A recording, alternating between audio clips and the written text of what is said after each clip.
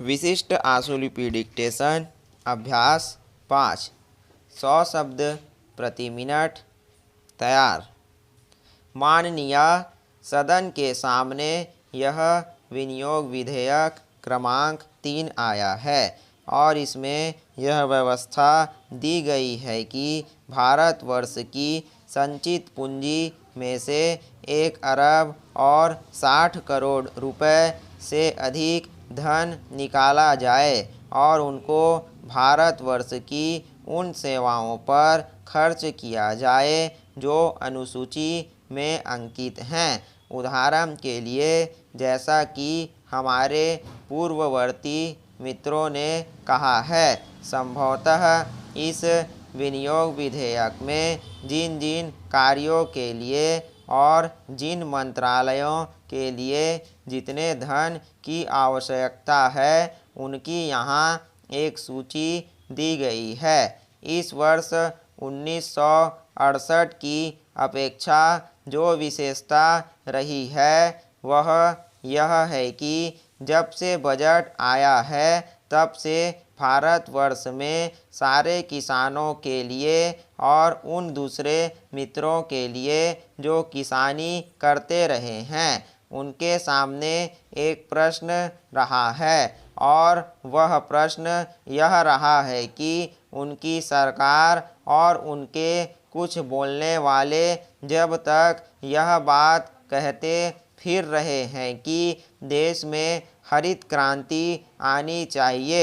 हाँ, हरित क्रांति आ रही है। इससे पूर्व भी कांग्रेस पक्ष की ओर से समय समय पर इसी प्रकार के नारे दिए गए। कभी यह भी कहा गया कि आराम हराम है, कभी यह कहा गया कि जय जवान जय किसान, और अब तीसरा नारा हरित क्रांति का आया है। हम समझते हैं कि इस नारे में कोई दम नहीं है। इस नारे में इसलिए कोई दम नहीं है क्योंकि यह नारा देखने में बहुत आकर्षक, बहुत सुंदर है, लेकिन इसके पीछे तथ्य बिल्कुल नहीं है। किसानों के ऊपर टैक्स लगाने की मंत्रिमंडल के द्वारा और कांग्रेस के अन्य मित्रों के द्वारा जो बात कही गई है वे मित्र कभी खेती करते नहीं हैं और न ही खेती के बारे में जानकारी ही रखते हैं। पैरा।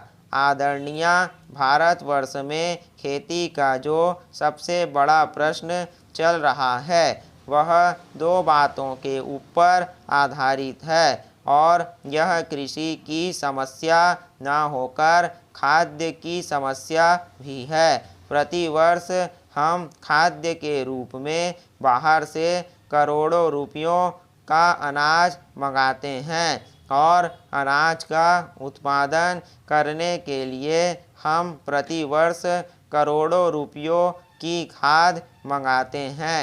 कांग्रेस सरकार की तरफ से गत 20 वर्षों में हमारे सामने बार बार कहा गया है, यह बात दोहराई गई है कि अब भारतवर्ष में हम बहुत जल्दी खाद्य के मामले में आत्मनिर्भर हो जाएंगे। हमको खाद्य की चिंता नहीं करनी चाहिए।